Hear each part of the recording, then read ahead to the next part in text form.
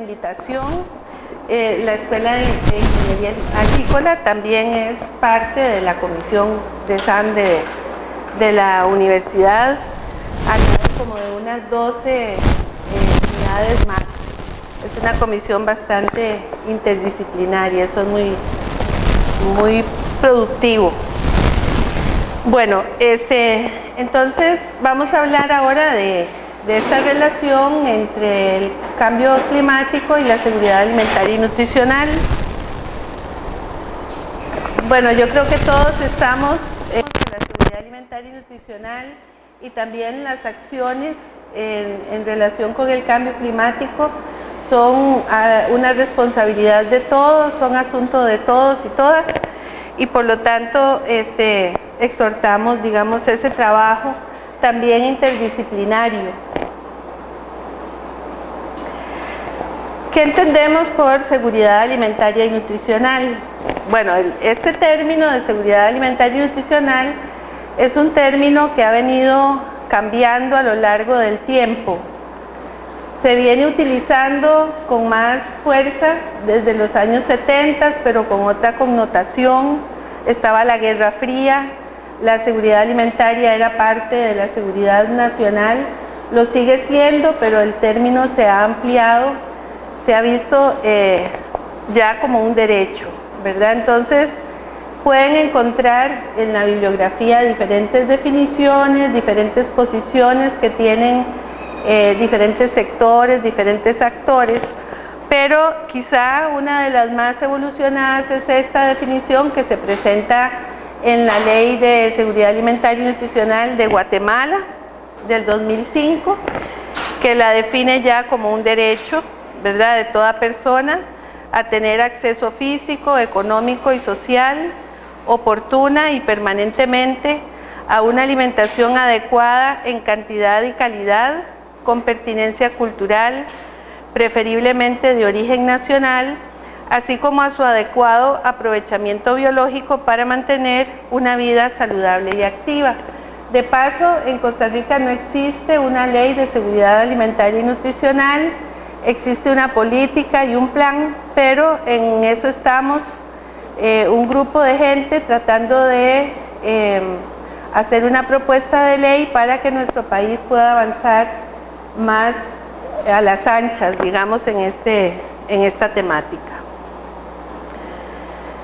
Bueno, concebimos que la seguridad alimentaria y nutricional es un pilar importantísimo del desarrollo humano, porque de la alimentación depende toda la posibilidad del desarrollo de nuestras capacidades, tanto físicas como mentales, intelectuales.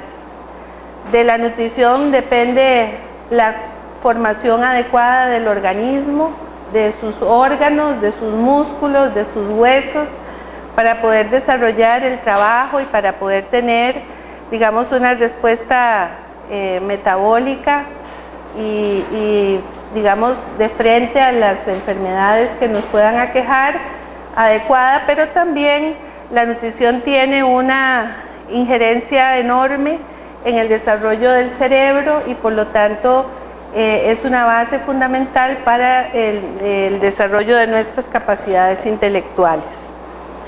Y bueno, también el hecho de que exista en un país seguridad alimentaria y nutricional es un garante de que se cumple el derecho humano a la alimentación, que es un derecho fundamental. Decimos que la seguridad alimentaria y nutricional tiene 4 componentes o 4 determinantes, que son estos que ven aquí, ¿verdad? La disponibilidad de alimentos, el acceso, el consumo y la utilización biológica. Pero estos 4 componentes tienen definitivamente, digamos, como líneas transversales la estabilidad. Es importante estabilidad en los 4. Tiene como condición un manejo adecuado del ambiente. Tiene también como condición la soberanía alimentaria. De hecho, Hay gente que dice que el concepto de seguridad alimentaria y el de soberanía alimentaria se contraponen, pero más bien la seguridad alimentaria da una definición, digamos, que nos sirve inclusive para entender un poco o para poder darle una medida a la soberanía. Y es que se dice que un país con seguridad alimentaria es aquel que produce al menos el 60% de los alimentos básicos para su población. De tal manera que desde la seguridad alimentaria y nutricional también se defiende la producción nacional, ¿verdad? Igual que lo defiende, la soberanía. Y pues lógicamente tiene que haber ese marco político, institucional y jurídico sobre el cual se fundamenten y se sostengan todas las acciones que se desarrollen alrededor de la seguridad alimentaria y nutricional. Entonces vamos a ir viendo poco a poco esa relación entre cada uno de los componentes y cuestiones que tienen que ver con mitigación, con adaptación para el cambio climático. Bueno, primero tenemos que comprender que la alimentación es una necesidad básica del ser humano, que inclusive tiene una característica hasta más apremiante que otras necesidades básicas, porque nosotros tenemos que comer por lo menos 3 veces al día, aunque a veces los nutricionistas también recomendamos hasta 5 o 6, ¿verdad? Entonces, es una necesidad cotidiana, día a día tiene que resolverse, es una necesidad que está en el centro, digamos, del manejo del ingreso de los hogares, ¿verdad? Se dice también que un hogar que destine más del 30% de su ingreso a la compra de alimentos es un hogar que ya entra en una situación de inseguridad alimentaria, porque si en general, digamos, el gasto en alimentos es un gasto central, si ese gasto es muy grande, quiere decir que cualquier otra necesidad que se tenga en la familia, si aumenta el precio o si cambian ciertas condiciones, pues se afecta mucho la forma en la que la gente come, ¿verdad? Entonces, en realidad, pues es una necesidad allí apremiante. Necesitamos alimentarnos, necesitamos tomar agua de calidad. El agua es fundamental también para la salud. Los adultos somos un 50% de nuestro organismo agua. Hasta recientemente se reconoce el agua como un alimento, pero efectivamente lo es, ¿verdad? Bueno, y también necesitamos respirar el aire limpio para el oxígeno que nos permite todas las reacciones metabólicas. Pero además de ser una necesidad humana apremiante, o justamente por esa condición de ser una necesidad humana apremiante, la alimentación ha estado en el centro de toda la formación y el desarrollo de las civilizaciones. De hecho, es alrededor del cultivo de cereales que se empiezan a conformar las civilizaciones, ¿verdad? Y ahí empieza a desarrollarse todas las relaciones económicas, sociales, ¿verdad? Una serie de relaciones, inclusive relaciones del ser humano con su ambiente, porque ya al empezar la producción de una forma más intensa, el humano empieza a intervenir más el ambiente, ¿verdad? Entonces, son relaciones muy fuertes las que tenemos nosotros los humanos alrededor de los alimentos. Eso que les decía de esa relación tan grande que tiene la producción de alimentos a lo largo de toda la cadena alimentaria. y dependiendo de las decisiones que nosotros tomemos, de las formas que nosotros encontremos para desarrollar esta actividad alimentaria, así va a ser como afectemos una serie de cuestiones, ¿verdad? Pero el asunto es que tienen que ser decisiones que tomemos entre todos, ¿verdad? Seamos productores, seamos consumidores, seamos industriales, seamos comerciantes.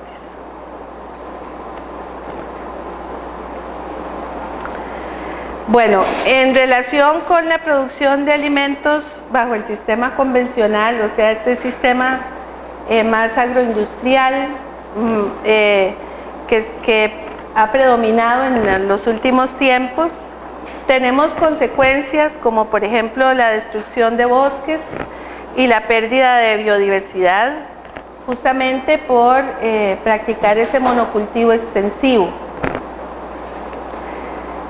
También hemos incurrido en ese uso y abuso de los agroquímicos, ¿verdad? Que nos han estado afectando, nos afectan todo, nos afectan el ambiente, cada vez descubrimos más las afectaciones para la salud también. Y hemos generado pues esta contaminación desgraciadamente en los ríos, en los mantos acuíferos, y un gran desperdicio y mal uso del agua también son consecuencias de ese sistema. Y también por todo esto se ha venido extinguiendo especies, ¿verdad? Y variedades de silvestres de gran importancia para la alimentación, para la cultura, ¿verdad? Y para la capacidad de adaptación también, porque hemos perdido del año 1900 a la fecha se calcula que hemos perdido un 70% de la biodiversidad. Y realmente esto nos resta, ¿verdad? Posibilidades también para adaptarnos. Entonces, el hecho de rescatar, de buscar esas variedades que nos permiten pues hacerle frente al cambio climático es una cuestión bastante urgente. Y esto, digamos, esta pérdida se ha dado en gran medida también por esa selección especializada de variedades de alto rendimiento comercial y de consumo masivo, ¿verdad? Tenemos cientos de variedades, por ejemplo, de arroz, pero se ha concentrado la producción en algunas variedades de alto rendimiento. Igual nos ha pasado con la papa, igual nos ha pasado con el frijol, con el maíz, ¿verdad? Con todos esos alimentos que son predominantes en el mercado, nos hemos venido, digamos, haciendo una selección demasiado fina. Yo digo que las semillas que son zaguatas, ¿verdad? Son semillas que son las que realmente nos sirven, pero no solo nos sirven para la adaptación, sino también para la nutrición, porque entre más, digamos, más presencia de diversidad genética tenga una semilla, más capacidad vamos teniendo nosotros de aprovechar sus nutrientes. Esto es una cuestión que se descubre en investigaciones que se ha hecho con frijoles. Sin embargo, esta cuestión de andar buscando semillas de alto rendimiento comercial y de uso masivo es andar como buscando semillas con pedigrí, ¿verdad? Y sabemos que la restricción en la representación genética, en la manifestación genética, representa, digamos, un gran riesgo, ¿verdad? Porque son semillas que si se enfrentan de repente a alguna enfermedad, pues pueden provocar muchísimos problemas en la producción. Entonces, por ejemplo, la FAO, que ha venido un poco preocupada por esta pérdida de biodiversidad, hace esta denuncia, ¿verdad? Que solo 12 alimentos vegetales contribuyen al 75% del consumo global de calorías.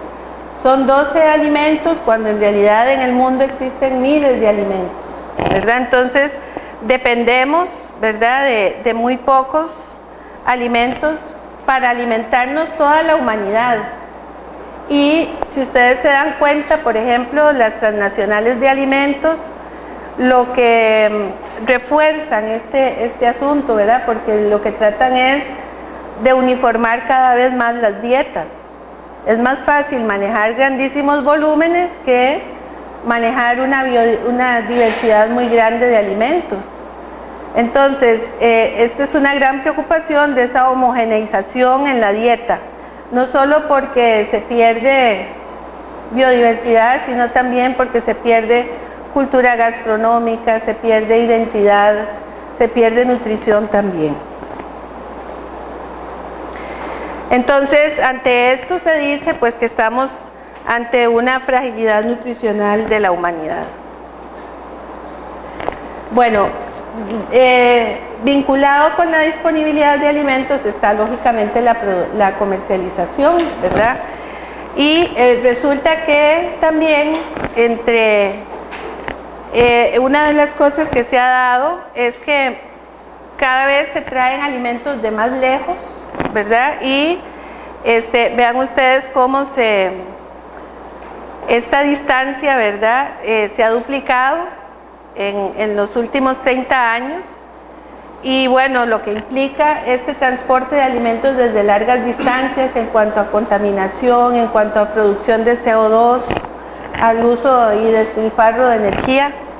Se depende, ¿verdad?, muchísimo del petróleo para proveer esos alimentos. Y bueno, esto podría perfectamente estarse controlando con una producción más local y circuitos de comercialización más cortos. También, por ejemplo, en la comercialización se utilizan envases y empaques que dependen también del petróleo, ¿verdad?, que están provocando serios problemas ambientales y también serios problemas a la salud, porque el abuso del plástico que hemos hecho, pues en realidad cada vez se ve más el problema de este uso del plástico en relación con la producción de dioxinas y otras sustancias que están siendo identificadas como cancerígenas. Además, esa fabricación de esos envases y empaques requiere de un alto costo energético, que muchas veces es un desperdicio porque son cosas que se botan y entonces hay una gran inversión para algo que pues en realidad tiene un uso muy corto. Oliver de Schutter, que es uno de los relatores del derecho a la alimentación, dice esto, ¿verdad?, que los sistemas agroalimentarios deben dejar de centrarse exclusivamente en aumentar la producción y pasar a tener en cuenta la satisfacción de otros requisitos como la adecuación de las dietas, la equidad social y la sostenibilidad ambiental. En realidad estos son aspectos que han venido ocupando cada vez más la preocupación de científicos en el mundo, y ya hay grupos de científicos que proponen, por ejemplo, el regreso a las dietas más tradicionales, ¿verdad?, y una serie de cambios en los hábitos alimenticios para también tener estas dietas sostenibles que nos den más salud para los humanos, pero también para el ambiente, ¿verdad? Entonces, definen las dietas sostenibles, ¿verdad?, como dietas con bajo impacto ambiental que contribuyen a la seguridad alimentaria y nutricional y a la vida sana de las generaciones presentes y futuras. Son dietas que concurren a la protección y respeto de la biodiversidad y los ecosistemas, son culturalmente aceptables, económicamente justas, accesibles, asequibles, nutricionalmente adecuadas, inocuas y saludables, y permiten la optimización de los recursos naturales y humanos. Porque el problema que estamos enfrentando ahora es que en las poblaciones cada vez hay más la presencia de alimentos ultraprocesados, que son alimentos que son muy pobres nutricionalmente y que desde el punto de vista ambiental generan muchos problemas porque son se generan un montón de desperdicios, se requiere mucho empaque, ¿verdad? Y por lo tanto es esta propuesta de las dietas más saludables, más sostenibles. En relación con el acceso a los alimentos, que es un componente de la seguridad alimentaria y nutricional que tiene que ver con el acceso físico, económico y cultural a los alimentos, pues tenemos que el cambio climático, ¿verdad?, no solo tiene efectos sobre los sistemas productivos, sino también sobre las personas. O sea, el hecho de que los productores enfrenten estas problemáticas en relación con el cambio climático, pues afecta su economía lógicamente, pero también afecta la posibilidad de consumo de esos mismos productores, ¿verdad? Y por lo tanto, entre más vulnerables sean las personas, pues más vulnerables sean a la inseguridad alimentaria y nutricional, pues más va a ser el efecto que el cambio climático pueda tener en ellas. Voy a continuar ahora y después al finalizar les muestro este hipervínculo que no lo coloqué bien. Bueno, en cuanto al consumo, tenemos que, por ejemplo, lo que les he venido diciendo de el procesamiento de los alimentos, que este sistema alimentario actual sobreprocesa los alimentos, ¿verdad? Esto genera contaminación del agua con desechos y con subproductos, se da un abuso del uso del agua, el uso de estas materias primas para el empacado y envasado, que tienen que ver con más destrucción, el papel y el carbón que vienen el cartón, perdón, que viene de los árboles, el plástico del petróleo, las latas de minerales, ¿verdad? Entonces, son cuestiones que tenemos que ir pensando en cambiar.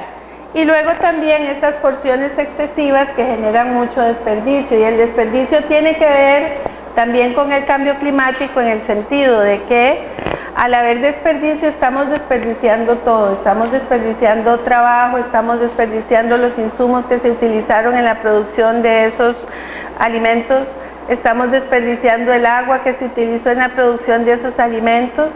Y un asunto que se ha venido señalando es que una tercera parte de los alimentos que se producen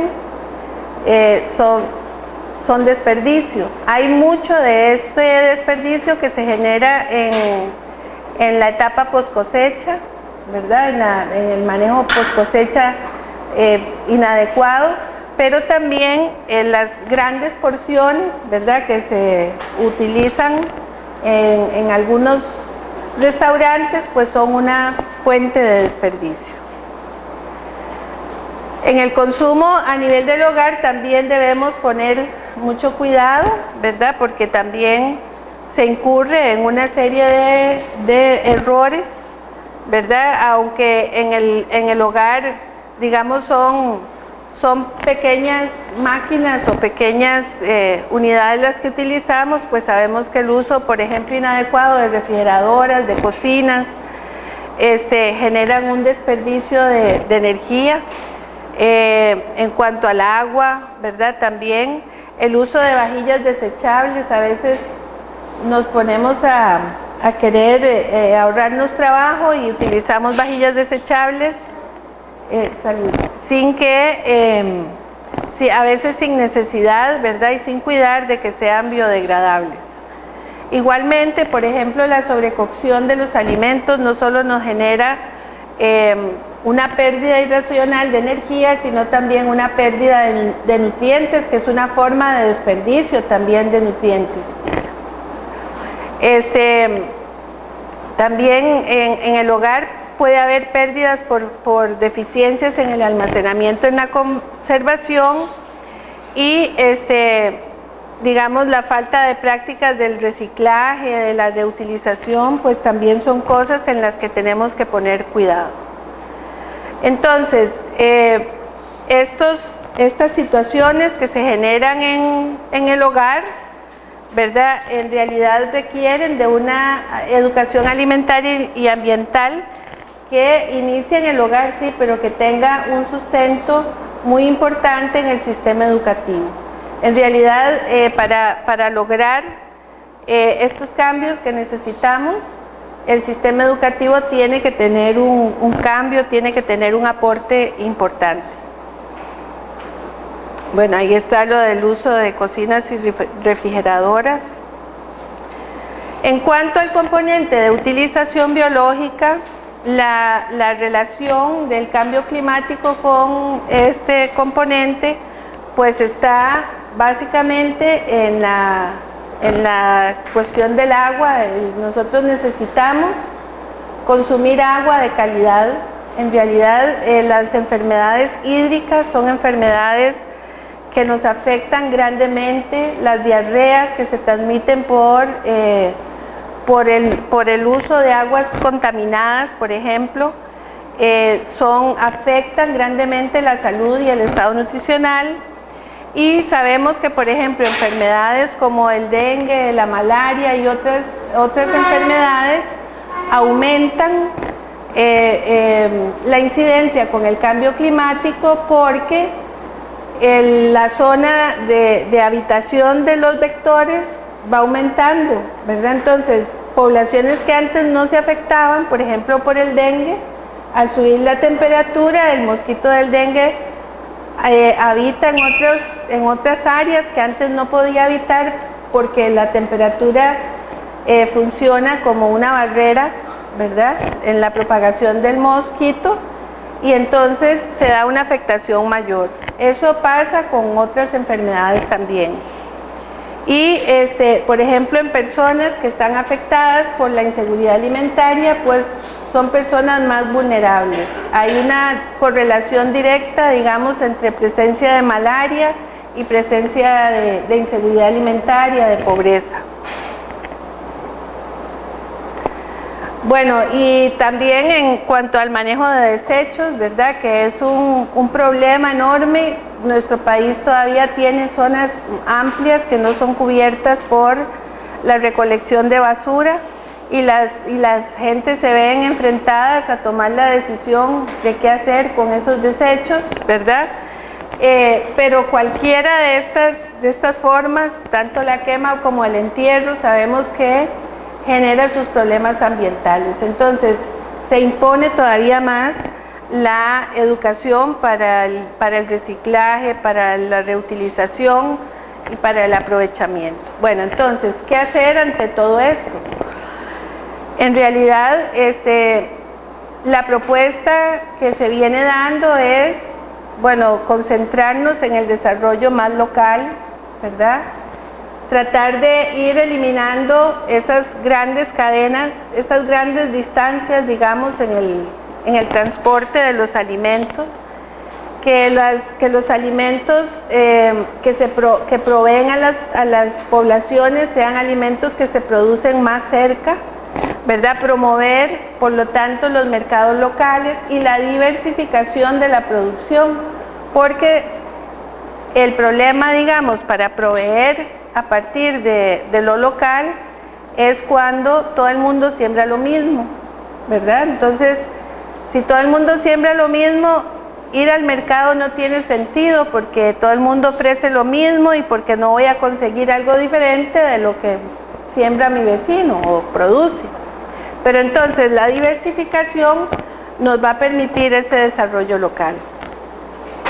Estas cadenas cortas de comercialización, que vean que no solamente tienen que ver con el ambiente, ¿verdad?, con la menor producción de huella de carbono y todo esto, sino también con alimentos que tengan mayor contenido nutricional, porque un alimento, entre más fresco sea, más contenido nutricional tiene, ¿verdad?, y más aprovechamiento tenemos también de él. Podemos tener más conocimiento también de la trazabilidad de ese alimento. Por ejemplo, nosotros no tenemos mucho conocimiento de los frijoles que se importan de China. ¿Cuándo fueron cosechados? ¿Verdad? ¿Cuánto tiempo hace que que fueron almacenados, en qué condiciones fueron almacenados, ¿verdad? Entonces, cuando la producción es local, nosotros podemos tener un mayor conocimiento de las condiciones en las que están esos alimentos. En cuanto a educación, bueno, ya hemos hablado que es un pilar fundamental para todas estas acciones a emprender frente al cambio climático. Tenemos que trabajar, ¿verdad?, fuertemente en la recuperación de semillas, de variedades, de prácticas culturales, porque nosotros como profesionales tenemos que saber que los agricultores tienen un conocimiento, poseen un conocimiento y que es un conocimiento absolutamente respetable. Me contaba una señora que conocí hace poco que había, es que no recuerdo exactamente el país, pero dice que no se podía producir mango como mango porque no era un país de zona tropical, y que tenía que ver también, ya me acordé, con la cantidad de agua, ¿verdad? Que el mango necesita como mucha cantidad de agua para poderse producir, y que entonces unos agricultores de una comunidad encontraron que ellos tenían como una especie de vástago grandote que era muy lleno de agua, y que si sembraban el mango en el centro, digamos, si cortaban el vástago y sembraban el mango en el centro del vástago, el mango crecía y producía perfectamente, inclusive hasta en poco tiempo, ¿verdad?